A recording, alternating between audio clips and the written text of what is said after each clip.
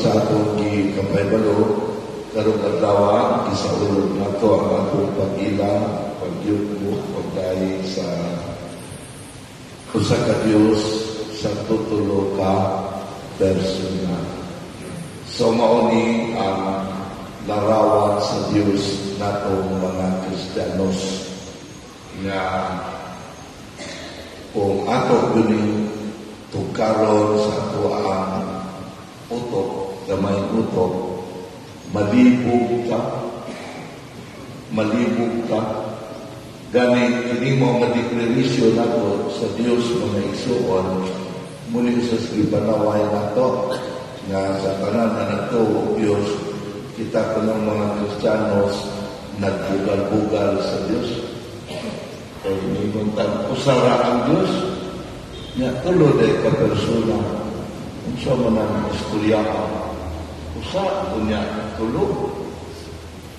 Now, akong balikon mga igsoon, kung ato ning tukaron ang realidad sa Dios, kita ray maglibo na to. Nga naman, kay ang Dios, di mo masulod na to o matugkad na to. Kay kung matugkad na to ang Dios, din ato makontrol ang Dios. May buntag. Makontrol na to ang Dios. Nga mo man ang gusto. Kontrolo na to ang Dios. Mubita na sa ato patang kita mo yung magtuot sa Dios. No, we cannot control God. That's why dili nato siya masulod o matugkad sa atong gamay na utok. Unya, unsa na tumong nato aning ato ang pagdeklara sa usa ka Dios sa tutulo ka persona aron ba nagkalibugon? Dili. Ang tumong mga igsoon dili paglibog nato.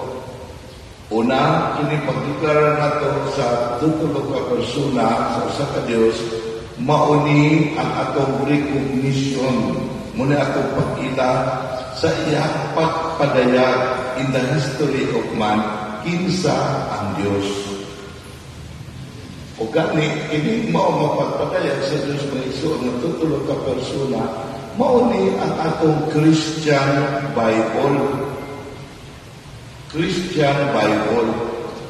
Tanawan ang atong Old Testament. Kinsa may ipadayag diya o ipaila? Ang Diyos Amahan. Kamo na sa first reading atong nadungog na ang Amahan, ang Diyos Amahan, maoy ka, inutang ipailan, maoy ba magbulo sa tanan sa kalibutan. Muna nga lagwayan ka na naghatag sa balahod sa tao, aron ang tao magkakinabuhi nga makakapahuyon sa iyang kabubuton. Diba, managisukan sa unang pagbasa, nagikotlo sa basahon sa Exodus, nga diin si Moises may kuha o papan, naging papan na ito, kabalong o papan, karoon na kadungog anak, sige lang kadungog anak, karoon na kabantay. O yun, kasi papan na ito, wala ito sa English na ito, tablet. Dili tablet na, kaya tabs. Kenapa ito? Kita nyo niya.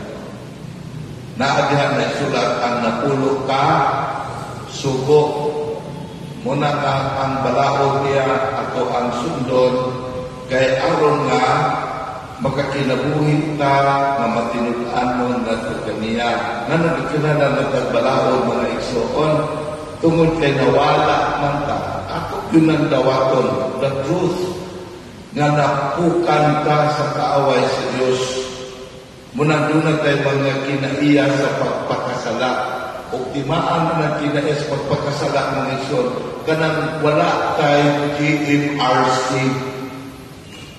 Kalau mo GMRC, Good Manners and Right Conduct. Mauna siya. Unang kakinanang tagbalaod. Pero, diha ni Kristo, sumala pa ni San Pablo, kung si Kristo buhi ka na to, na ang Espiritu sa Diyos, buhi dini kanato, wa na ta makinanag balaod, kaya ang balaod sa Espiritu, mauna may atong sundon. Mauna kung ang Diyos, ani ang kanato, buhi kanato, na tay GNRC, automatic yun na siya. Kaganta mo example, nano na tularan ng tagbalaod, nabutang yun na no parking. Kaya wala na tayo good manners and right conduct. Kabalot ang gamay ng dalan, parkingan. Atong kaugalingon rin atong gitanaw o gisiguro. Wata magtanaw na doon na tayo ubang tao na muagi pa di ay. Ya, maayo ba na pamatasana? Pero kung paana ang espiritu na to, atong tanawon na kani akong pagbutang sa usika, di ba niya makahasol sa uban? Munang mangita yung kaglugar na hindi makahasol sa uban. Nagpag-parking ko tanawon ng uban o makaparking ko sila. Nga naman, kailangan kay GNRC. May buntaw. Mula din mga example o mga isuon nga ka na makita na to in our human experience. Nga, di po, at ang balik ko na, anak siya sa Old Testament. Then sa New Testament, unsa may kipaila din na ang ipadaya. Ang ikaduhang persona sa Santissima Trinidad. That's why the New Testament speaks about sa anak sa Diyos. Ug mo na ang atong Ginoong Jesus. Muna siya. Muna kanit, nagdumog na ito sa atong Ebanghelyo karon. Natungod sa nakong kukma sa Diyos, iyang ipadala ang iyang anak. Sa ato pa, kinsa man ang dunay anak, di ba ginikanan? Muna amahan. Muna na di ka matawag amahan kung wala tayo anak. Di ko ka matawag og anak kung wala kay ginikanan. So muna siya. Muna kang amahan kung ang anak ginikanan, di gina sila pariho. Di gina pariho. Kaya ang anak din na siya. Kung ang amahan din na siya. Pero tanawa, ang anak isip, pagpadayag sa iyang dilit makita ng ginikanan, wag siya musulpaki. Buot sa anak nga ang kabubuton sa Dios mo oy iyahan sa iyang amahan mo iyang ikinabuhi. Ideal mga igsoon. Sundon siya. Kunya, ikatulo, ang Espiritu Santo. Mutoy atong gisaulog sa niaging Domingo. Asa man ang kasaysayan sa pagpadayag sa Espiritu Santo. Diba? Ang una, kasaysayan, pagpadayag sa Amahan. Unang sa Old Testament. Then ang kasaysayan, pagpadayag sa Anak, New Testament. Asa man ang kasaysayan, pagpadayag sa Espiritu Santo. Nagbuntag, disgrasya. Wala kayo ba noon?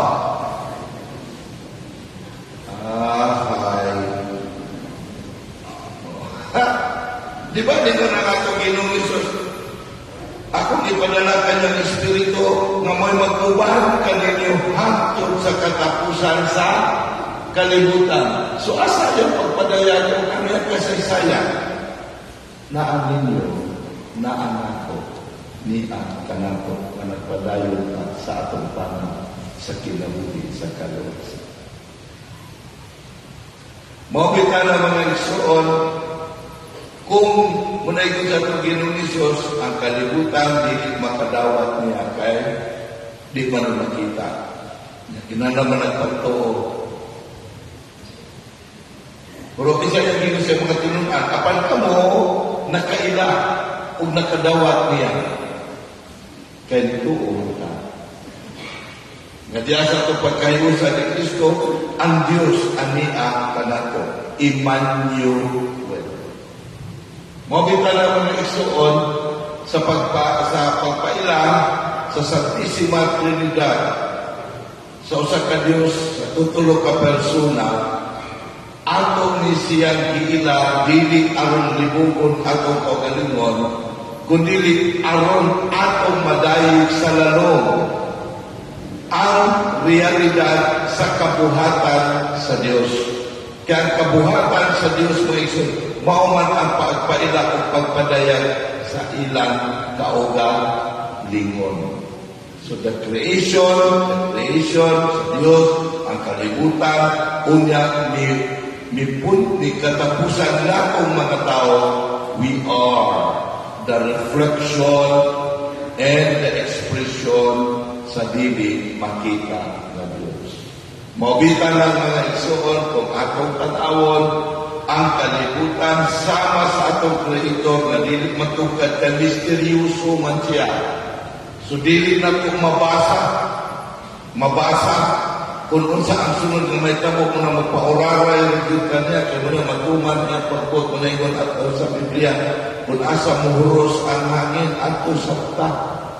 Oo, kaya mo na ito isabot pagtuman sa tabubuton sa Diyos. Oo. Nya, misteryoso na mga igsoon din nato na matugkad sama sa kalibutan. Bisag nakantang na diskubrihan sa kalibutan, di yun nato matugkad ang kalibutan.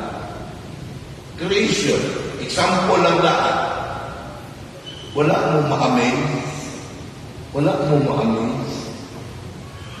na umiyon kang evolution, imunaan ang tanan ako at life form.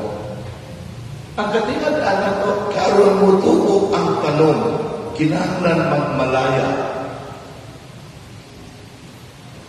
Kinahanglan ko dahil ang kalaya. Diba malaya yung dahon, malaya yung panin, aron mo tubo siya. Di ko dahil pinirat, natubo ra, na dili malaya ang unang dahon. Ganun iyon anak man. Nagkana mga isun, sa bigay ko na, aron magkasapot ko ta. Na sa atong pagkatao, di ko nakasapot. Nga kinahanglan malaya ko ta sa atong pagkatao, aron matubo ta. Mubita natin yung sa psychology. Ideally, we should grow with our age. Pag-usaon na ito pagkatubo, nunod sa itong Panginoon, kung nayan lang magpamilin na walay buot. Mayroong buntag. Mabita na kitang mga tao, mga igsoon, misteryoso kita, muna dili yun, kinalandawakan yun nato ni na di yun nato matugkad ang atong pagkatao. Na mo na kibuhat ng tukaron sa ang tao. Na mo na danger mga igsoon. Kaya kung munigar na ganita sa atong pagkaitalagsaon, pagka-misteryoso, then we will be reducing our humanity. We will be destroying our dignity, our humanity. Kita rin magduba nato, mga igsoon. Muna nga atong kulian ang atong pagkatao in the context sa purpose sa Creator. Muna tanawan ko na, balik ang example ang tanong, ano tas tao. Huwag mo kakita, unsa ka amazing ang tao. Kamu mga banat asawa, example lang mo. Sa kadagan ng kailang ng mga laki, mga bayi, na magkada pa mo inyo ang giminyuan, ko nubi. Ha? Sa kadagan ng kailang ninyo, nanong ka na pamagyod na. Sa kadagan ninyong nauyab, nanong ka na pamangkot. Di mangutaan na ta, huwag mo kakitaan na, amazing. Kunya, napailain, pangutaan na, kinsay tao din nga makaila sa kalamhan sa iyang isip katao. Kasi matay, nakailan niya anak niya, mugod na siya. Are you sure? Bigisa ko na makabasa o galamhan sa tao. Sure ka ka ng taong gagisi-ngisi mo nakalayhan na ni ba? Basig ningisi na siya kay nakapanaway sa imong nawang. Sure ka ka ng gaando-ando ni mo, nituo na ni mo. Basig ulog-ulogan na ka na. Kisa may naibalo sa galamhan sa tao. Is it not amazing? Tanawa ko sa kamisteryoso ang tao. Ang tao nga ison, in kontra sa ubang dunay kinabuhin, kita mo na yun ang tao gihimo nga imangin o larawan sa Diyos. Kaya kung siya atong nasinabi, sa pagpadayag sa Diyos sa iyang kaugalingon sa kalibutan, maumagyod kaayo ang pagpadayag sa kinabuhin atong panatao. Because ang tao, gitagaan ka niya o kanang gahom, mga isang gahom. O sa technical term pa ng theologist, faculty. Gahom, tanawa na ito. Tanawa na, akabalik-balikon guni. Tanawa ng tanang mga binuhat na may utok. Kinsa naman utok na kabalog mo huna-huna o mo sabot. Kinsa naman. Tao lang. Wag yun mo kita o manok na nanampiling kay problema kung sa iya matuktok. Ha? Kita mo manok piling kay problema kung sa iya matuktok po niya. Wala, tao rin. Sabi natin sa ta. Sa kanan na doon ay mga kasing-kasing, kinsa naman yun ang mubati. Ha? Mubati o paghigugma, magluod o dili matagad, o prangkahan, mainsulto. Kinsa naman? Tao ba? Unya, sa tanan nga magkakliyok-liyok, magsusuroy, magliyok-liyok, kinsa may doon ay kahong nga mumugna o muguba, kinsa naman? Tao, wag yun mo kita ang baboy na naging tangkad. Kabayo na naging balay, buog na wong. Diba? Puro tao lang, nakitaw na ito ang level na ito, produce. O labaw sa tanan mga isoon, aron na lahit kita kaayo sa pang mga hayop. O mo ni ang pinakarisgo mga isoon, naghihatag sa gahom sa Diyos ka na ito. Apan diya kung naghihatag, aron may sama pa niya. Makunsa man ang imong gugma, kung di ka makapadayag niya. That's why God endowed us kahong sa pagpili munang volition sa ato panangkan freedom.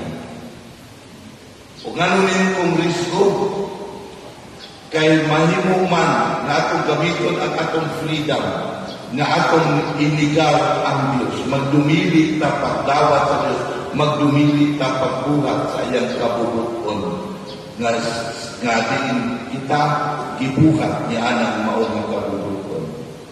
Diyos ko na, tuod man, nahitabok yun.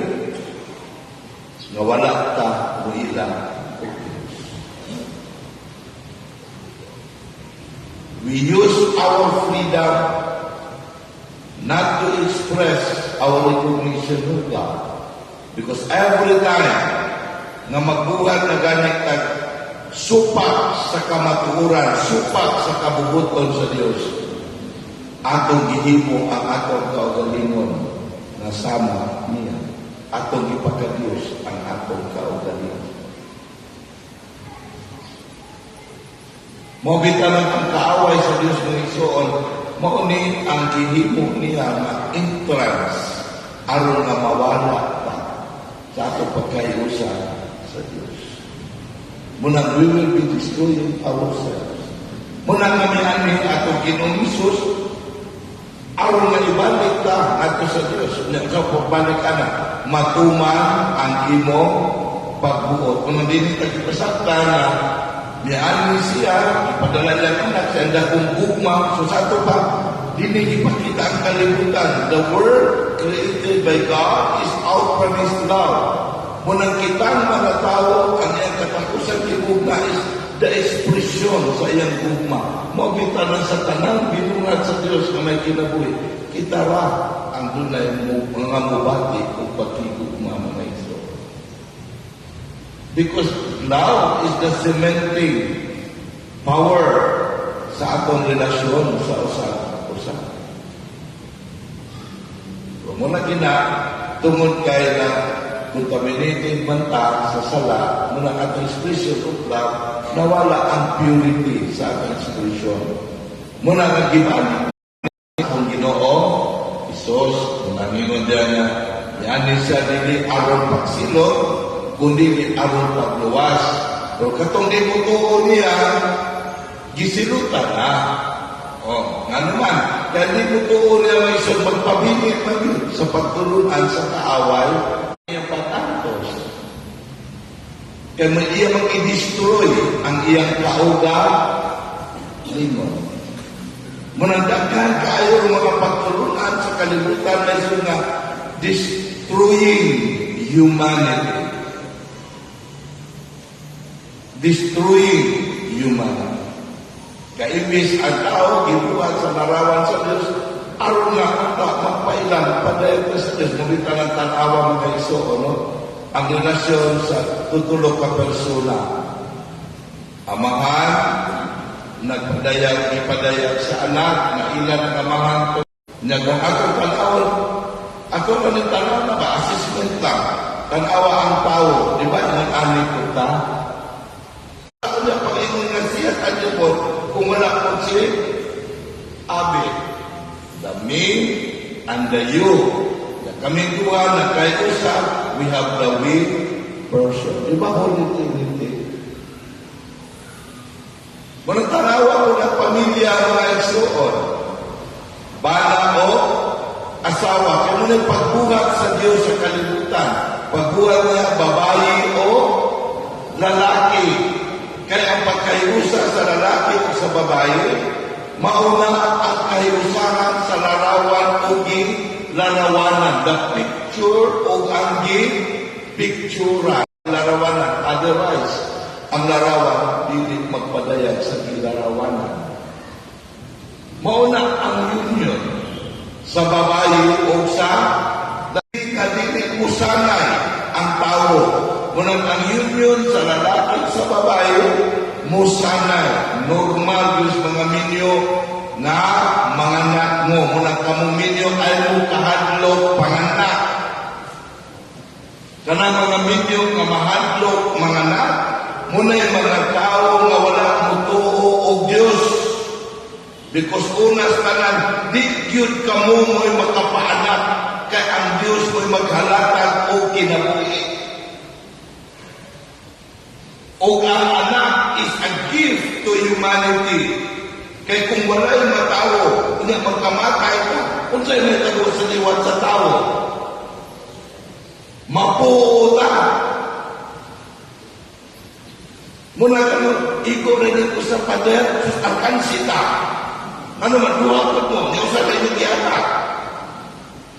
Ikaw na may duha pader, bring bintana, batang ginansya. Kaya duha ko mo. So, pila na ang ginansya pader? Tulong ko taas! Ano siya? Yan mo, sus ko pa diyo, na rin mumusot, kaya ka na pagpakaon, kaya ka mo na ikaw pagkaon diya. Ang Diyos mo, pinahakin ako. So, kanami ka na pagpakaon, ako'y kapagkaon mo na yung mga tao wala magtuo na ang Diyos nagkapamuhan, antod karoon ng pinaagi na ako mga igsuon. Namunan diya, kung muna akong pananaw sa kinabuhi, klaro na itong kaayo na ang kaaway sa Diyos mao'y naghari sa atong kauga lino. Labi na yun, kanang uyo na ng same-sex marriage. Unsahon pagsanay anak. Musalay na pulos baye, pulos laki. Diba? Pag-adak mga pader, oy, sana yung akong istoryahan. Dili mangadak. And you understand the term.